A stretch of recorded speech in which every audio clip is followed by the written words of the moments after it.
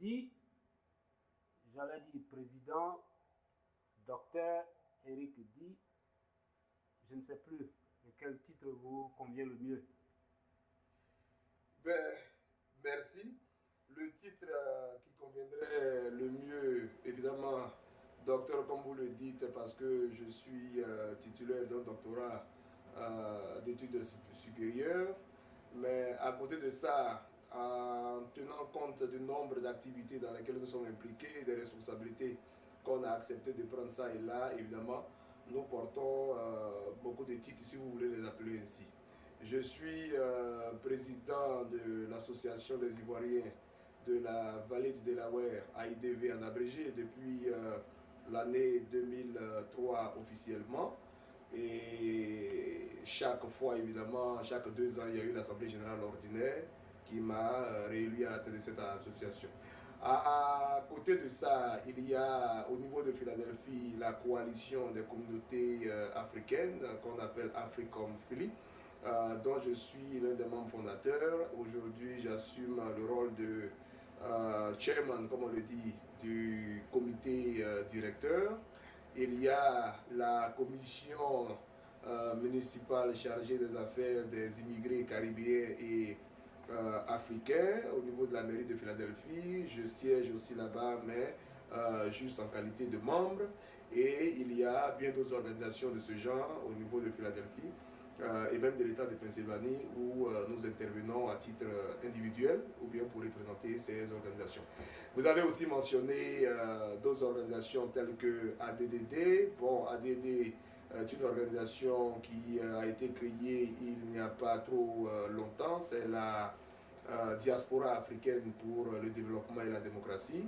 Et le chapitre de Pennsylvanie, j'assume pour l'instant les charges de président du comité ad hoc, comme on le dit, mais il y a aussi le Congrès africain pour la défense de la souveraineté et la démocratie. Et j'assume aussi les charges de porte-parole de cette structure qui s'est créée en décembre 2011 pour évidemment se pencher sur la question de la démocratie et la question de la souveraineté des pays africains. Donc voilà un peu tout un tas de choses à ajouter évidemment aux charges personnelles d'enseignants-chercheurs que je cumule je ne veux pas dire rédacteur, mais en fait, de toute cette panoplie d'activités dans lesquelles je m'implique. Voilà. Vous avez donc toutes ces activités socio-culturelles et politiques. Tout à fait. Et laquelle des organisations vous occupe le plus? Ben, pendant les 8 dernières années, j'ai passé le clair de mon temps, ou alors beaucoup plus d'énergie dépensée au sein de l'Association des Ivoiriens de la vallée de Delaware et aussi au sein de la coalition des communautés africaines, Africom, comme j'ai dit. Ces 2 dernières années, à peine 2 dernières années, surtout depuis l'année 2010, j'ai beaucoup plus mis le temps sur les activités, comme vous voulez le dire, politiques. Histoire pour moi d'apporter une pierre à la construction de nos pays, de nos démocraties. Ces derniers mois, j'ai beaucoup travaillé au sein du Congrès africain pour la défense de la souveraineté et la démocratie. À côté de cela, j'en profite en même temps pour parler de la diaspora africaine pour le développement et la démocratie, ADDD. ADD est beaucoup plus une ONG qui a des succursales un peu partout. On a New York, on a Pennsylvanie, on a Californie, Washington, Seattle, et on a une base à New Jersey qui n'est pas encore bien étoffée. Mais c'est une organisation aussi qui se penche sur les droits de l'homme. Nous estimons que les droits de l'homme ont été violés en Côte d'Ivoire, ont été violés en Libye, ont été violés en Tunisie, ont été violés au Zimbabwe, et même aussi en dehors de l'Afrique, en Haïti, et bien entendu. Donc, cette organisation intervient sur le volet purement des droits de l'homme. Et évidemment, quand on parle des droits de l'homme, on parle de beaucoup de choses. Voilà. Donc, voilà un peu pour vous définir ces différentes organisations qui, pour l'instant, sont celles où je dépense la plus grande énergie. Pour parler maintenant de l'ADDD, vous avez dit tout à l'heure que c'est une ONG qui a des branches en différents endroits. Tout à fait. Ben, le siège, bon, New York, si vous voulez. Voilà, le siège se trouve à New York. J'ai hésité un peu pour le dire parce que ces différentes branches fonctionnent de façon autonome. Et nous sommes conscients du fait que l'autonomie n'empêche pas la jonction, n'empêche pas l'unité d'action, n'empêche pas la collégialité. Et donc, New York nous sert aujourd'hui de base. D'ailleurs, la branche de New York est un peu plus avancée en ce sens que elle a un statut légal et juridique donc au niveau des États-Unis, ce qui nous permet, nous aussi, d'avoir une couverture à partir du moment où il y a cette légalisation. Donc, c'est à New York que c'est basé.